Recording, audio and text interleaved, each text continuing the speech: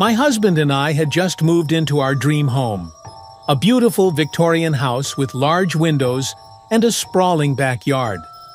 The first few nights were peaceful, but on the fourth night, something changed. I was in the kitchen, washing dishes, when I noticed a shadow moving outside the window. At first, I thought it was just a tree branch swaying in the wind. But as I watched, the shadow grew larger, more distinct. It wasn't a branch, it was a figure, a person, standing just outside the window, staring at me. My heart skipped a beat. I called for my husband, my voice shaking. By the time he got there, the figure was gone. We searched the yard, flashlight beams cutting through the darkness, but there was no one there, no footprints, no sign that anyone had been there at all. The next night, it happened again. This time, I was alone in the living room, reading a book. Out of the corner of my eye, I saw movement. I looked up, and there it was, the figure. Closer this time, standing on the porch, just beyond the glass door. I froze, my breath caught in my throat. The figure didn't move. It just stood there, staring at me with hollow, shadowy eyes. I grabbed the flashlight and threw open the door, ready to confront whoever, or whatever, was out there. But there was no one. The porch was empty. The yard was silent. And yet, as I turned to go back inside, I heard it. A whisper, so faint it was almost in my mind. "Welcome home!" The word sent a chill down my spine.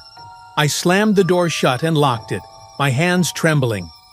The next day, we installed security cameras. We thought it would give us peace of mind. But that night, when the figure appeared again, the cameras didn't capture it. All they showed was static, a blur of gray and white noise. We tried everything: motion sensors, extra lights, even a security system. But nothing worked. The figure kept coming back, always at night, always staring. We never found out who or what it was. We moved out a few months later, unable to shake the feeling that we weren't alone in that house. But sometimes, when I'm alone at night, I still feel it. That presence, that cold, unblinking stare. And I can't help but wonder, did we leave something behind in that house? Or did it follow us?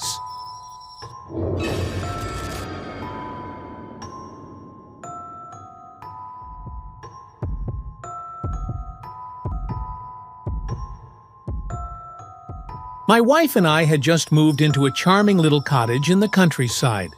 It was quaint, cozy, and everything we'd been looking for.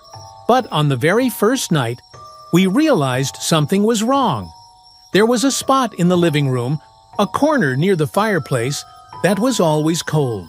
Not just cool, but icy. Even in the middle of summer, with the heat on, that corner felt like the heart of winter. At first, we thought it was a draft. We checked the windows, sealed every crack, but the cold spot remained. And then, things got stranger. One night, I was sitting on the couch, reading a book, when I felt it, a sudden drop in temperature. My breath turned to fog in front of me, and the air felt heavy, like something was pressing down on me.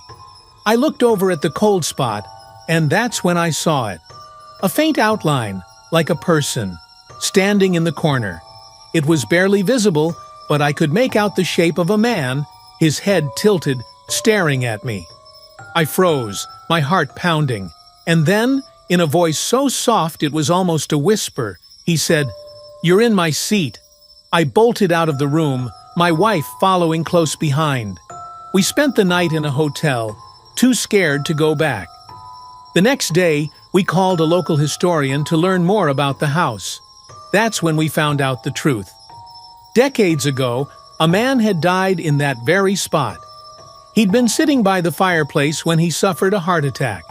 And according to the historian, he'd never left.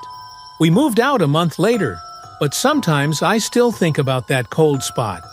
and the man who never stopped sitting there.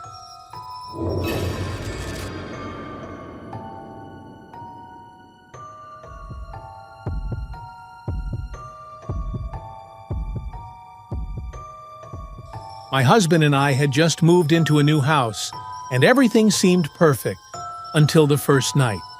I was in the kitchen making dinner when I heard it, a faint knock. At first, I thought it was the pipes, just the old house settling, but the knock grew louder, more distinct.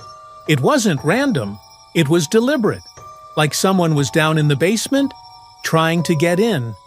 I froze, my heart pounding in my chest.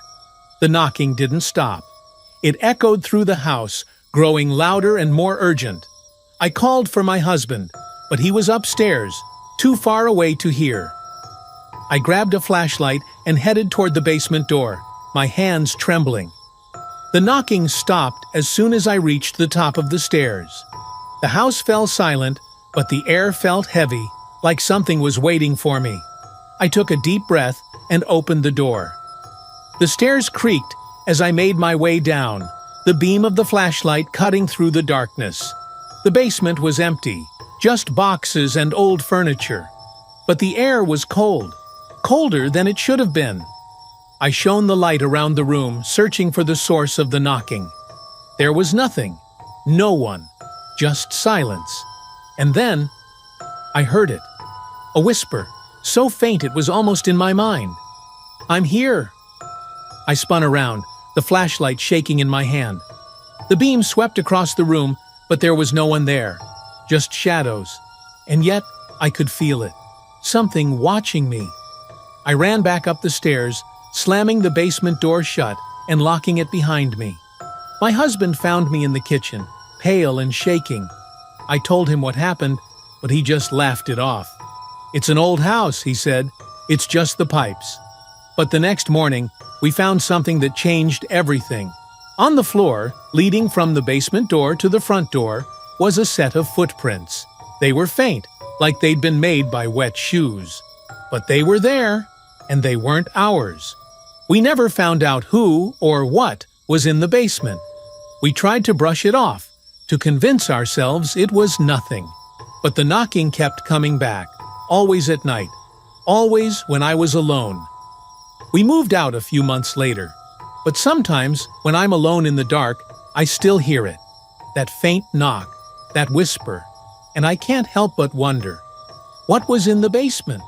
And is it still there, waiting?